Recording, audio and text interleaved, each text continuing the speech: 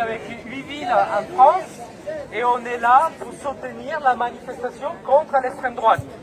Donc nous, on va faire la prise de parole pour le communiqué de la communauté colombienne pour la journée contre l'extrême droite. Bonjour à tous. De nos jours, nous ressentons encore l'impact politique et social de la crise financière de 2008. Depuis le soulèvement des indignés et le printemps arabe, les peuples du monde luttent contre la montée de l'extrême droite dans plusieurs régions dominées par le néolibéralisme. Modèle économique qui s'est imposé en Amérique latine et qui s'impose aujourd'hui en Europe avec la résistance décidée du peuple français. Merci. Ce modèle s'est traduit par des transformations dans la culture politique avec la montée de nouveaux partis, des mouvements et des gouvernements réactionnaires, autoritaires, populistes de droite, ultraconservateurs et anticommunistes. Tout ceci affaiblit la démocratie. Cette montée a aussi comme conséquence le recul des libertés et des droits fondamentaux. Les partis d'extrême droite qui sont arrivés au pouvoir remettent en cause et attaquent les luttes des mouvements sociaux qui sont une pensée critique et qui demandent un nouveau regard sur l'environnement et sur l'écologie, qui demandent aussi le droit à l'existence des peuples autochtones et l'avancée des luttes féministes, d'égalité des genres, du droit à l'avortement et le maintien et amélioration des acquis sociaux des femmes et des hommes travailleurs. Dans ce contexte, depuis le 28 avril, des manifestations ont lieu en Colombie contre le projet de réforme fiscale du gouvernement d'extrême droite. Ces manifestations ont ensuite continué afin de protester contre des réformes de la santé et de la retraite.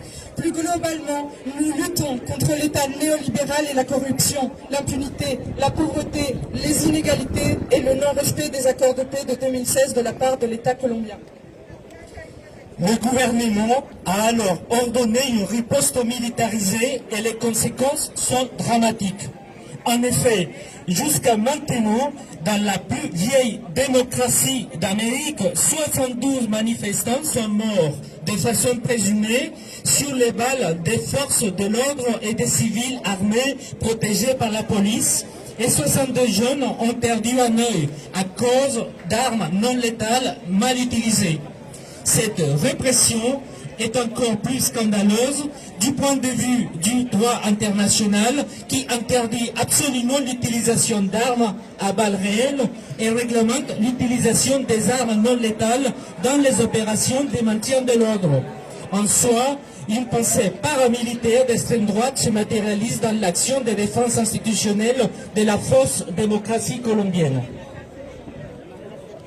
Par ailleurs, les ONG locales et internationales dénoncent aussi 32 cas d'agressions sexuelles contre des femmes, mais aussi contre des hommes, perpétrés par la force publique dans des lieux fermés, des commissariats et des véhicules de police. Des détentions illégales et arbitraires, ainsi que des actes de torture dans des infrastructures telles que des centres sportifs, des entrepôts et des stations de transport public. La pratique systématique des disparitions forcées contre les personnes qui manifestent. Selon la plateforme Grita, il y a déjà plus de 346 jeunes en situation de disparition forcée, dont certains apparaissent dans les rivières, mangés par des animaux sauvages, écartelés ou avec des traces de torture.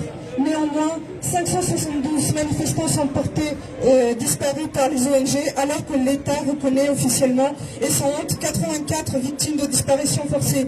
Il faut souligner que la disparition forcée est une pratique du terrorisme d'État contre la population depuis des décennies.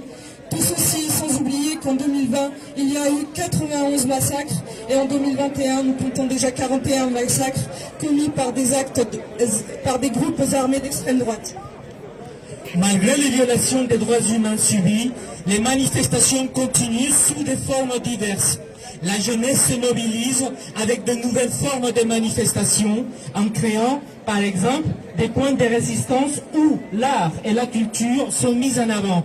Cette mobilisation a permis le retrait des projets de réforme à caractère néolibéral.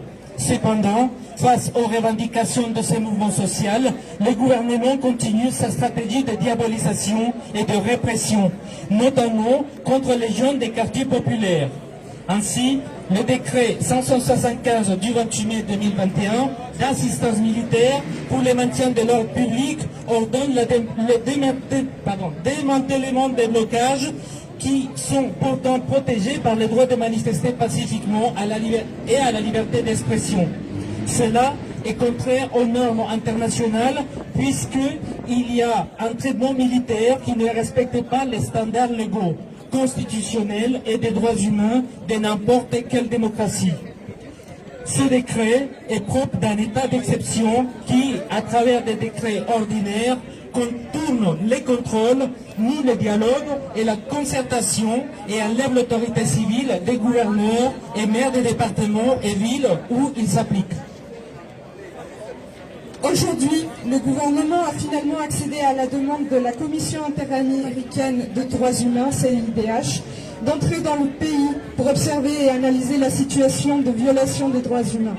Pendant que l'organisme international prépare son rapport officiel, le gouvernement s'est pressé de revendiquer une démocratie institutionnelle. Celle qui pour nous est fausse et dénuée de sens.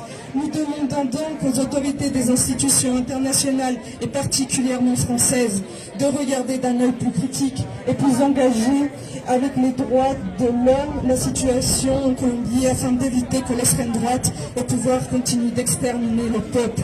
Nous ne laisserons jamais tomber notre pays aux mains des fascistes. Avec notre résistance mondiale, ils ne passeront pas.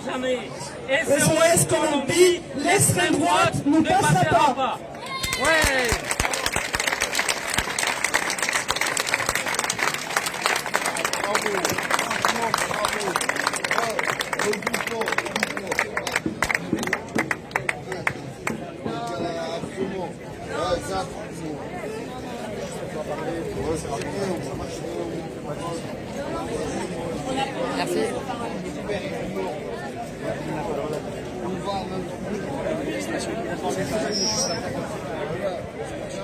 Vous êtes en direct de Urban Flex Black, en direct de Lyon. Merci aux camarades colombiens et colombiennes pour cette prise de parole. Moi, je fais partie du syndicat Solidaire et du collectif Fermons les locaux fascistes, qui est actif depuis maintenant 3 ans. Parce que sur Lyon, l'extrême droite, c'est un vrai problème. Ils ont toujours des locaux dans lesquels ils peuvent s'organiser. Ils peuvent commettre des agressions sans arrêt. Et les agressions de l'extrême droite, ça a parfois une issue mortelle.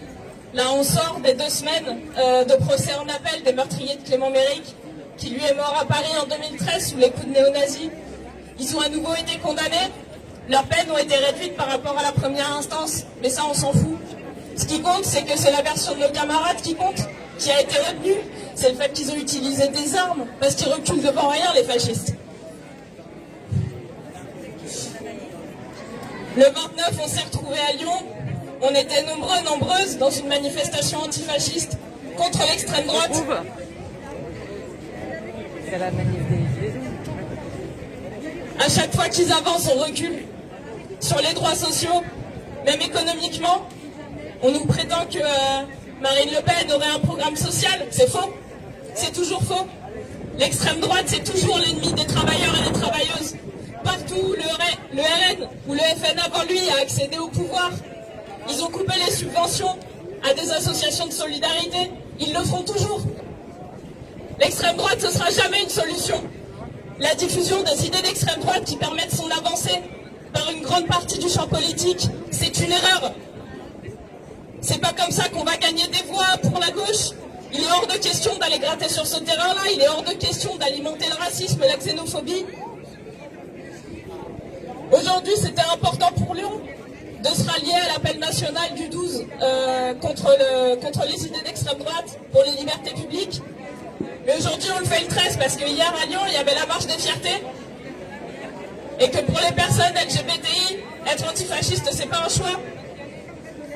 Parce que partout, tout le temps, quand ils peuvent nous agresser, quand ils peuvent nous enlever des droits, ils reculeront jamais devant ça. Donc c'est une nécessité qu'on s'organise ensemble, tout le temps, partout. Et l'extrême droite, elle se combat sous toutes ses formes. Tant qu'on peut. Et partout. Il faudra systématiquement combattre l'extrême droite. Et ce qui est super important aussi en tant que syndicaliste, parce que dans nos rangs, on sait qu'il y a des gens qui sont sensibles à des discours confusionnistes aussi, parce que c'est tentant en fait, parce qu'on n'a pas d'autre solution, parce que la misère elle est partout, parce que la précarité elle est partout et que ça a l'air d'être des solutions. Mais ce sera jamais, jamais, jamais une solution de céder aux sirènes de l'extrême droite. Et c'est pour ça qu'on est aujourd'hui nombreux et nombreuses, et c'est pour ça qu'il ne faut jamais lâcher. Merci. Bravo. Bravo.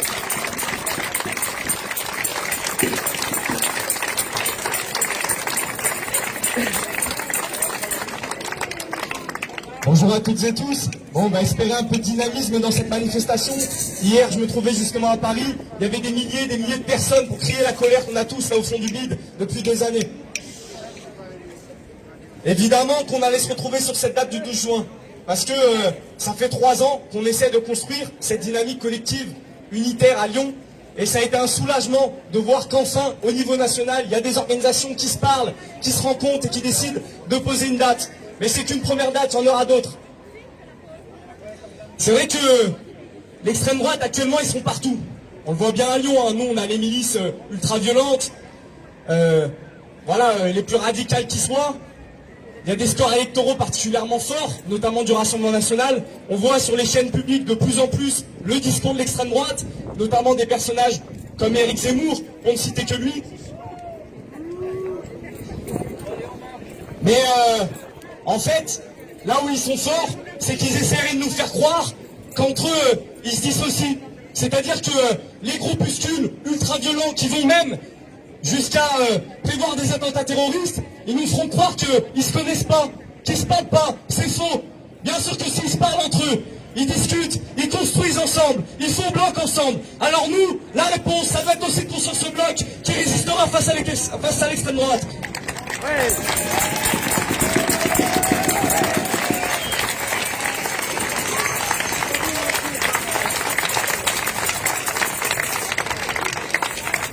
Je pense que on se demande toutes et tous, lorsqu'on voit des personnages comme Éric Zemmour, encore une fois, qui appellent clairement plus ou moins à la guerre civile, hein, ils espèrent qu'une chose, en réalité, c'est qu'on s'entretue.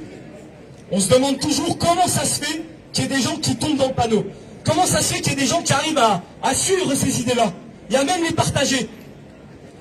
Il faut rappeler qu'il y a une responsabilité des gouvernements successifs depuis 10 ans, 20 ans, 30 ans, voire même 40 ans, qui nous ont mis des lois antisociales dans la tronche. Ça fait 40 ans que ça dure, et c'est leur responsabilité. Actuellement, on en est vis-à-vis de l'extrême droite.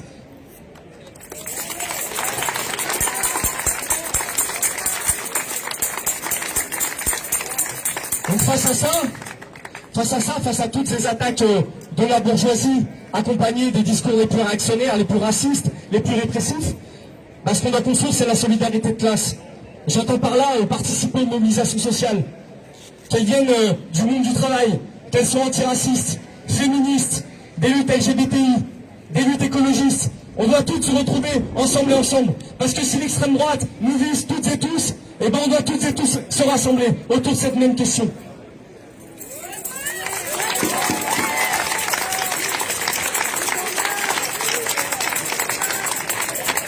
Et pour finir, avant de débuter la manifestation, hier sur le JT de France 2, il y a une dame âgée qui a dit une phrase forte, qui a dû toutes et tous nous toucher pour celles et ceux qui l'ont vu. Elle a dit « Je suis né sous Pétain, je ne veux pas mourir sous Marine Le Pen ».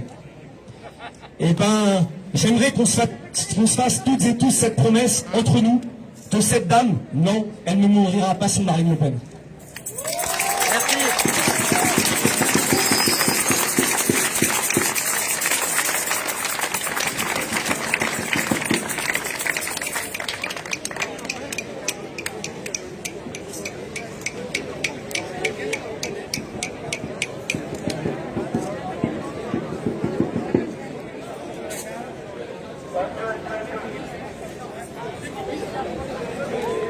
Vous êtes sur Urban Flex Black, en direct de Lyon. On démarre la marche là. Allez, c'est parti.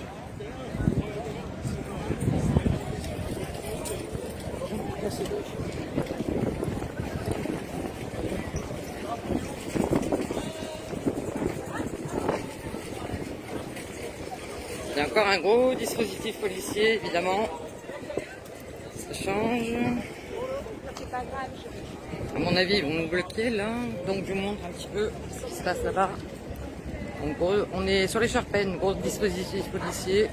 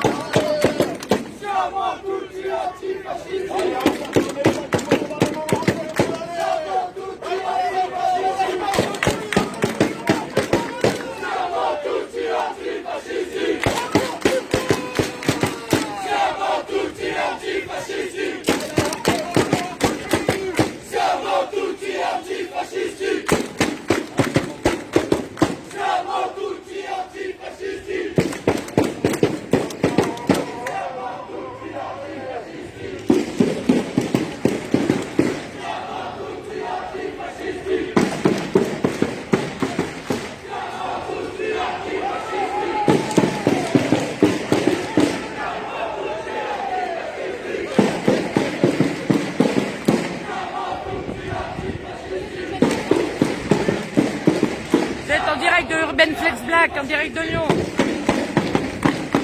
Contre la manifestation contre l'extrême droite.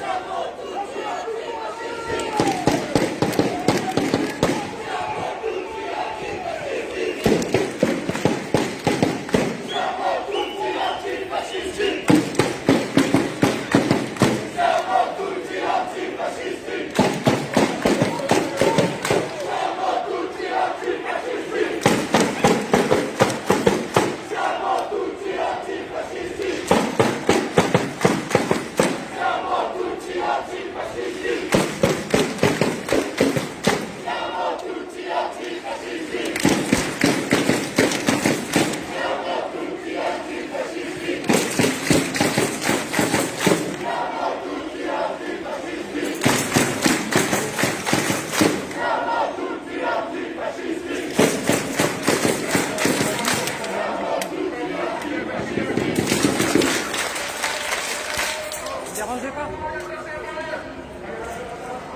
Vous êtes en direct de Urban Flex Black, en direct de Lyon. J'essaye de prendre les banderoles.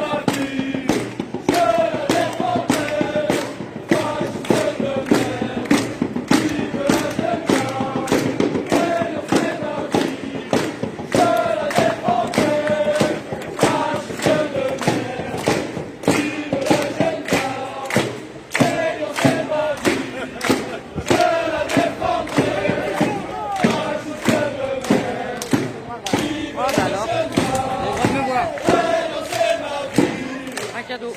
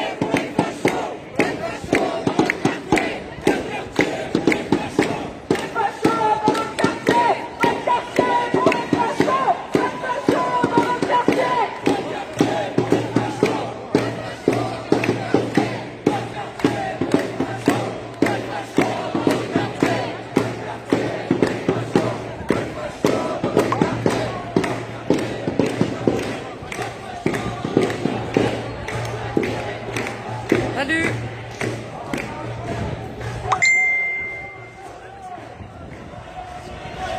Partagez, partagez.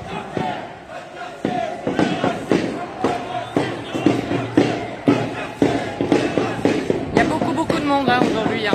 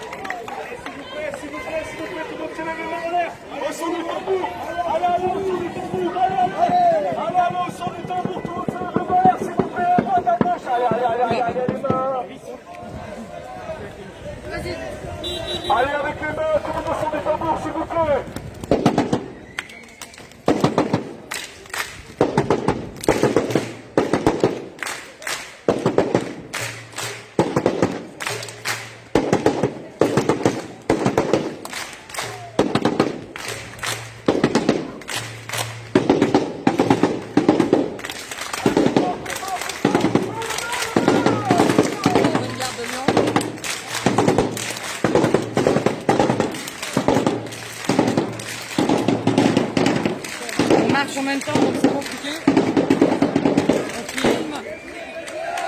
On est nombreux, hein.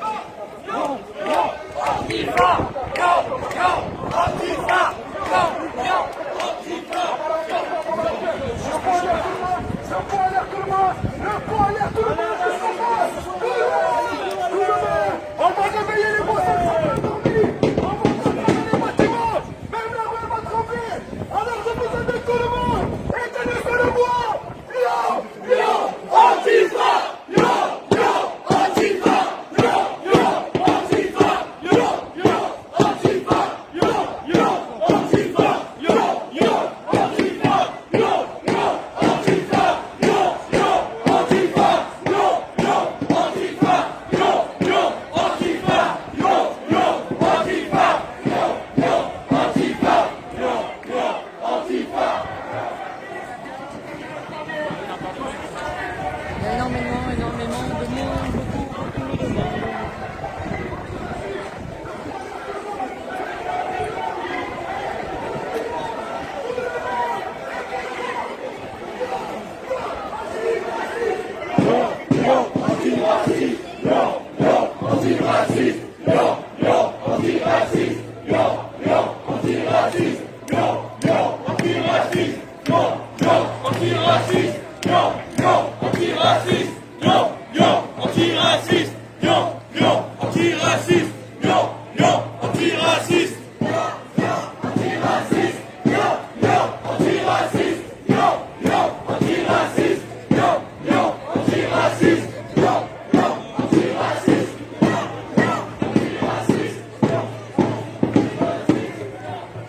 Allez, s'il vous plaît, s'il vous plaît.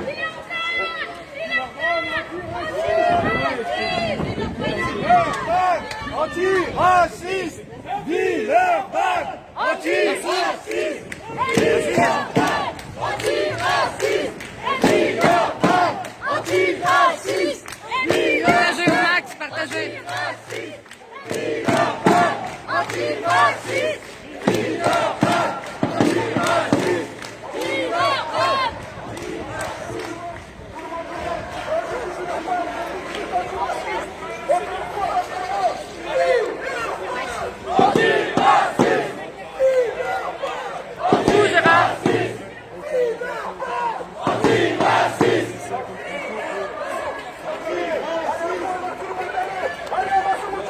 Vous êtes en direct avec Urban Flex Black, avec Wassila, citoyen reporter.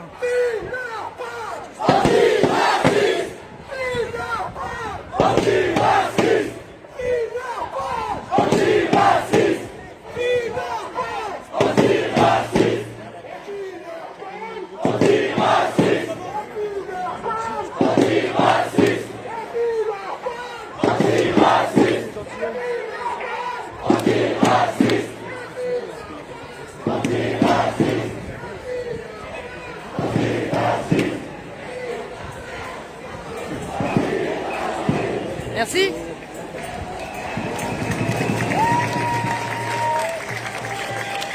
Il y a énormément de monde.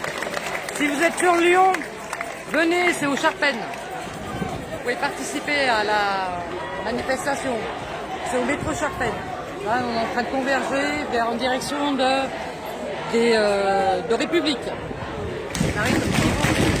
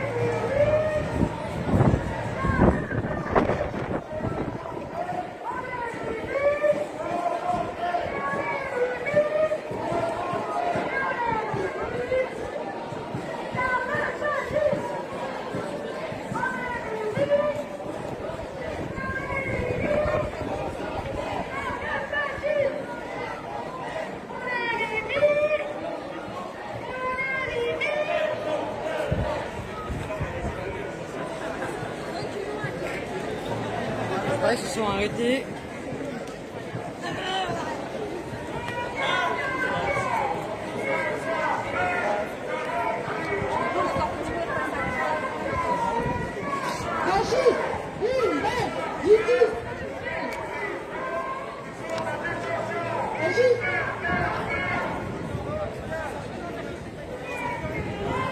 Fasciste, une balle, justice sociale. Fasciste, une balle, justice sociale.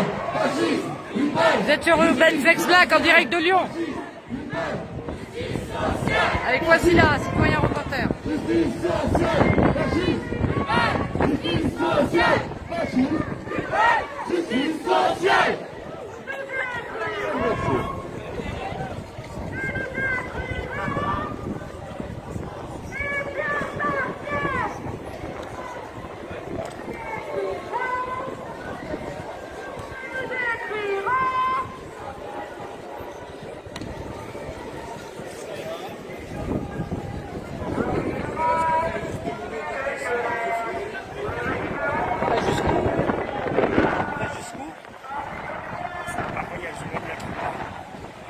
À moi? Ah, pardon, oui. Si vous me disiez. Est-ce que vous avez juste demandé au cortège si ça les dérangeait pas de filmer parce que je vois qu'il y en a qui se cachent, etc. Il y en a qui quoi? Il y en a qui se cachent parce qu'ils ne peuvent pas forcément. Oui, mais ils savent qui je suis. Ok. Voilà. Mais Ne vous inquiétez pas. Comme moi je sais pas. Je suis un média, je suis un média. Ok, d'accord. Voilà, ils me connaissent, ils me connaissent. J'espère que vous pensez à l'entière. Non, mais il n'y a pas de souci. Ne vous inquiétez pas.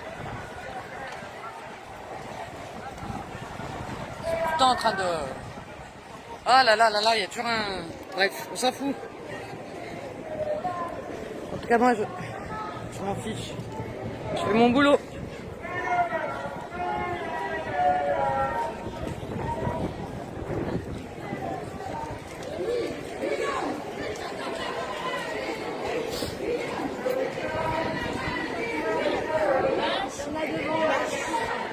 Pardon.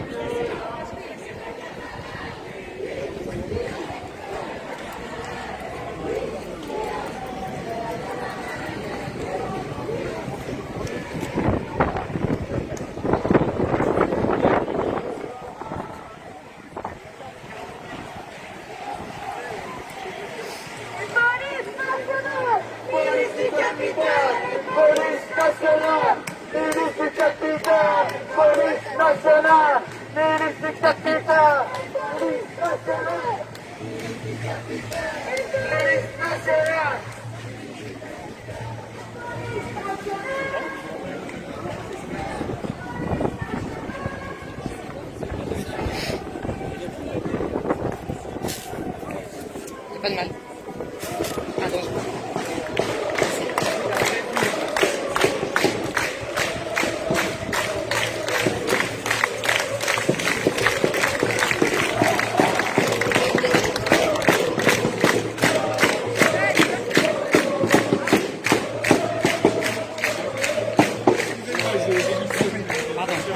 Pardon.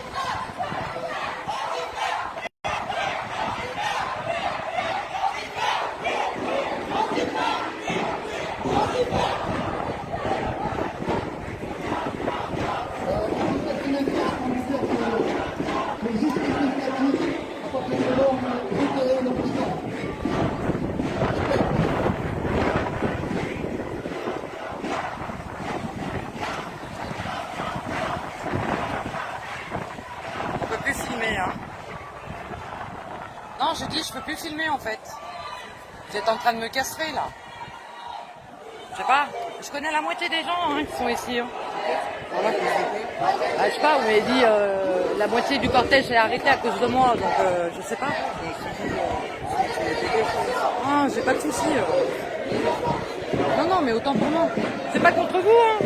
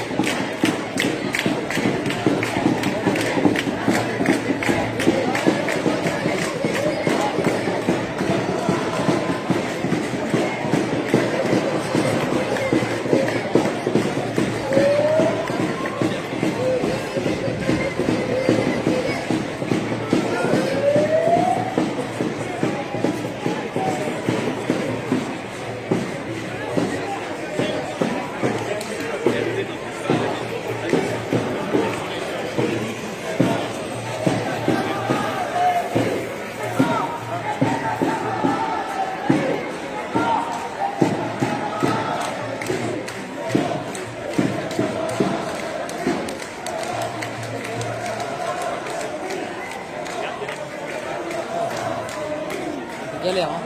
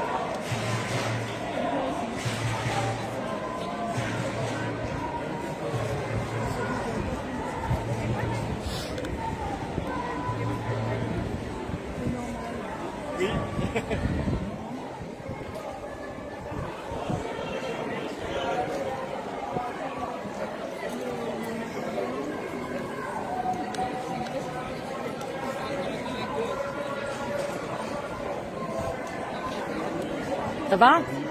Et toi?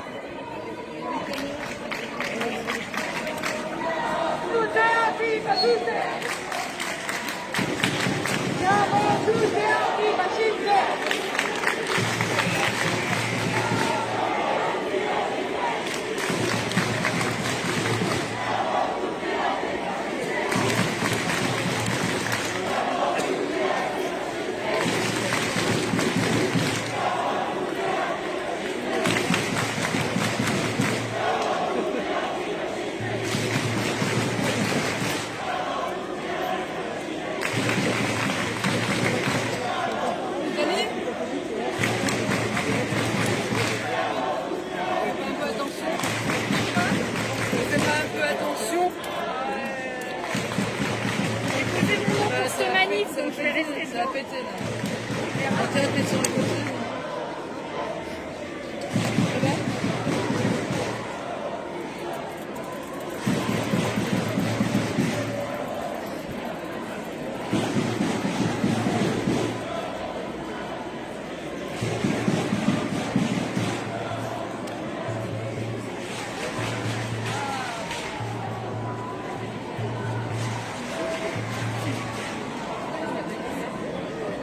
Oh, je vais me mettre ailleurs, moi, ça me fatigue.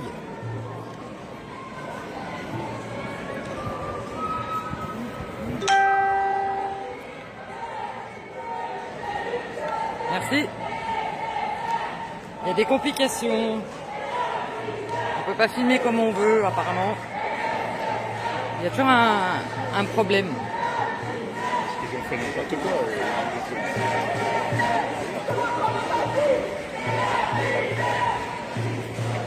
Pardon.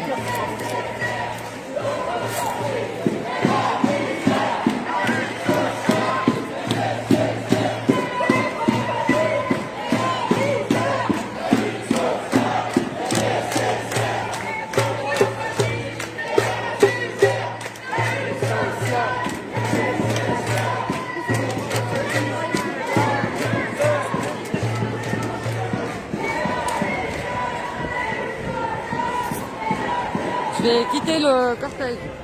C'était Urban Flex Black en direct de Lyon. Avec Wassila, reporter.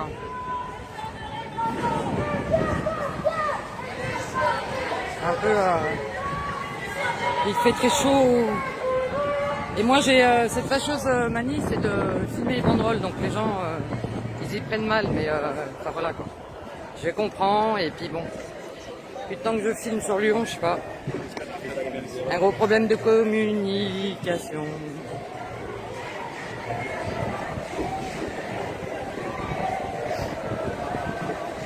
Voilà, je vais terminer là. Donc vous étiez sur Urban Flex Black en direct de Lyon.